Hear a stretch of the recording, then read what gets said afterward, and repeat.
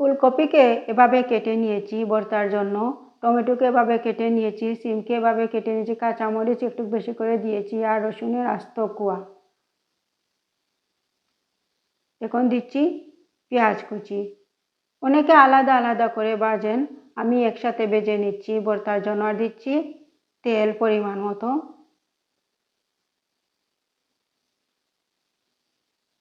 দিচ্ছি পানি যাতে সব কিছু সিদ্ধ হয়ে যায়।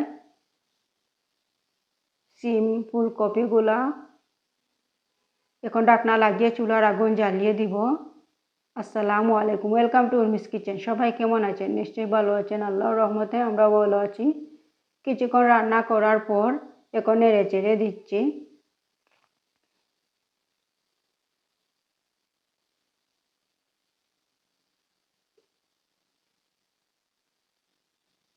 নেড়ে চেড়ে দিচ্ছি।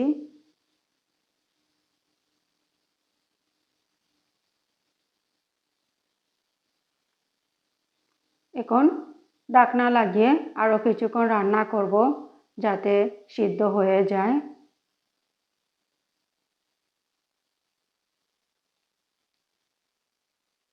আরও কিছুক্ষণ রান্না করার পর দেখুন ফুলকপি কিন্তু সিদ্ধ হয়ে গিয়েছে আর সিমগুলোও সিদ্ধ হয়ে গিয়েছে। এখন নেড়ে চেড়ে দিচ্ছি। আর দেখুন পানিটা আস্তে আস্তে শুকিয়ে যাচ্ছে। পুরা পুরা করে নিব। ভর্তার জন্য পুরা পুরা খেতে কিন্তু খুব ভালো লাগে পুরা পুরা করে নিলে। এখন আর ঢাকনা লাগাবো না, তাহলে আস্তে আস্তে এক্সট্রা পানিগুলা শুকিয়ে যাবে আর পুরা পুরা হয়ে যাবে। আর চুলার আগুন মিডিয়াম আঁচে রেখে দেব এভাবে।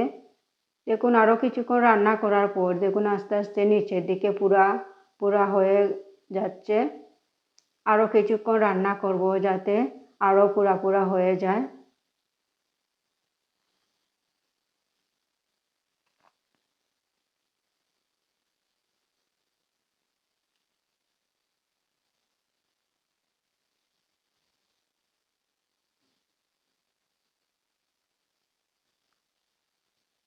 দেখুন আরও কিছুক্ষণ রান্না করার পর দেখুন পুরা পুরা হয়ে গিয়েছে। এখন আমি আস্তে আস্তে চুলাটা অফ করে নিব। ভর্তা বানানোর জন্য রেডি হয়ে গিয়েছে। আমি চুলাটা অফ করে নিয়েছি। এর ভর্তার মধ্যে আমি মাছ দিব।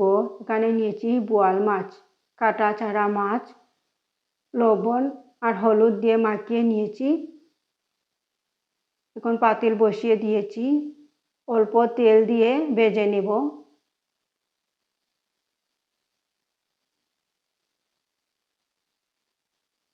এখন মাছ দিয়ে দিয়েছি, তেল গরম হয়ে গিয়েছে।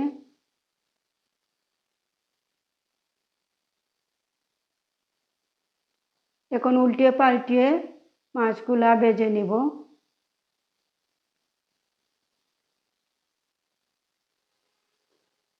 মাছ ভাজা হয়ে গিয়েছে, এখন তুলে নিচ্ছি।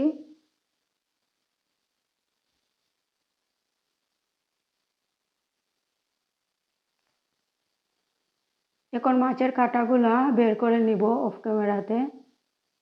এখন ভর্তা বানাবো, সবগুলা মেখে নিব হাত দিয়ে।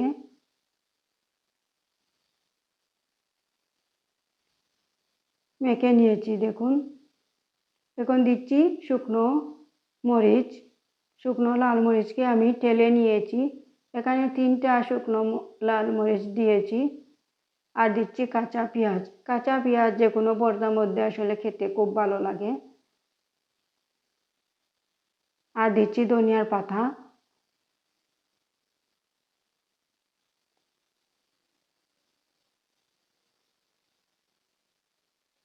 দিয়েছি লবণ। এখন মরিচগুলা ভেঙে নিচ্ছি।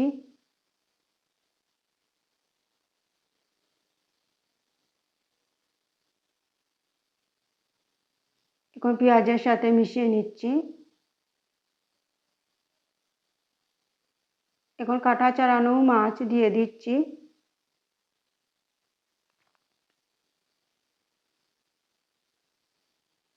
এখন মাখিয়ে নিয়েছি।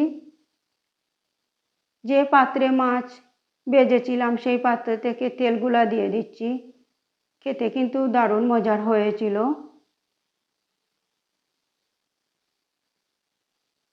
এখন হাত দিয়ে মেখে নিচ্ছি তেল দিয়ে।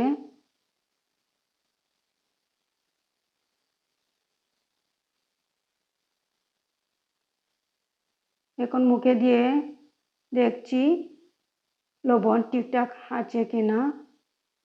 মাশাআল্লাহ, খুব মজা হয়েছিল। এখন একটা মাটির ডিশে পরিবেশন করছি।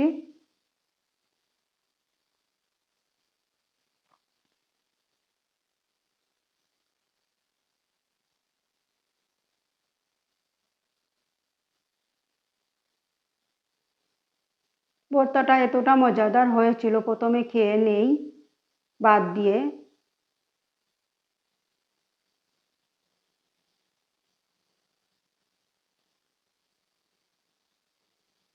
মাশাআল্লাহ, খুব মজার হয়েছিল এই ভর্তা। এভাবে একবার আপনারাও বানাতে পারেন।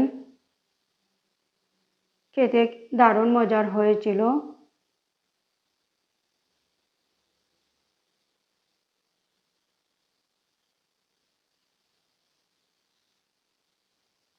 গরম গরম ভাতের সাথে খেতে কিন্তু দারুণ লাগে।